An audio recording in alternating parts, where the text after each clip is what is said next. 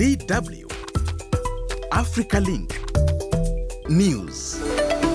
Chad has set up a special commission to oversee the dismantling of its military agreements with France. Chad is the last remaining country in the Sahel region to host French troops. Prime Minister Alamaye Halina signed a decree to officially notify French authorities of the denunciation of the military cooperation agreement through diplomatic channels. The commission says it wants to coordinate an orderly withdrawal of troops stationed at 3 bases, along with their equipment, considering all legal, security, and logistical obligations. The deadline for the troop withdrawal is 6 months from the official receipt of the notification, but it is still being determined when the notification will be served. The development comes as France faces internal challenges following the no-confidence vote against Prime Minister Michel Barnier. Amnesty International says some 10,000 civilians have died in Nigerian military custody since the onset of the Boko Haram insurgency in the country's northeast. The rights group has filed a case at the International Criminal Court, ICC, of alleged crimes against humanity. It accuses the Nigerian army of intentional attacks against the civilian population, indiscriminate attacks that have killed or injured civilians, extrajudicial executions, torture, cruel treatment, rape, and sexual violence. For over 15 years, the Islamist insurgency led by Boko Haram has displaced several million people in Nigeria and claimed over 350,000 lives, according to the United Nations Development Programme. Rebels in Syria have reportedly taken control of a second major city in the country.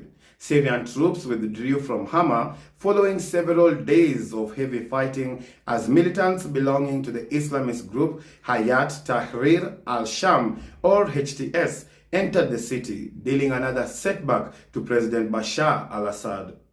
During clashes, HTS fighters also released an unknown number of inmates from Hama Central Prison. Hama is home to 1 million people, located about 110 kilometers south of Aleppo, which the rebels captured last week. HTS, meanwhile, has announced that it seeks to expand further south, apparently setting its sights on the city of Homs. Paris' Notre Dame cathedral is due to reopen to visitors this weekend after more than 5 years of reconstruction work due to a devastating fire in 2019. DW's Stephen Gislam has this report. After 5 years, the efforts of thousands of workers, millions of euros, and a little bit of good faith, one of Paris's most famous buildings, the Notre Dame cathedral, is ready for its grand reopening. French President Emmanuel Macron took a tour of the renovated landmark. He thanked everyone who donated money, but saved the highest praise for the workers, artisans and craftspeople who made it happen.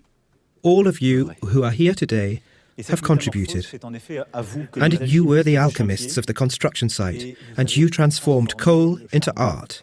In April 2019, fire ravaged the 850-year-old medieval Gothic cathedral.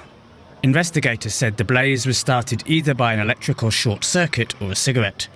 And it will be a busy and exciting weekend in the Bundesliga, with VfB Stuttgart facing off against Union Berlin on Friday and 2 simultaneous matches scheduled for Saturday. Bayer Leverkusen will be playing against FC St. Pauli, with the Werkself largely expected to beat the Hamburg team. Meanwhile, Bayern Munich will be facing FC Heidenheim, with the odds stacked in favor of the Bavarians. However, in football, you never know. Who do you think is going to win against whom? Please leave your thoughts and comments below. And that's all the news for today. Thank you for joining me and my team for this bulletin. I'm Andrew Wasike. DW AfricaLink.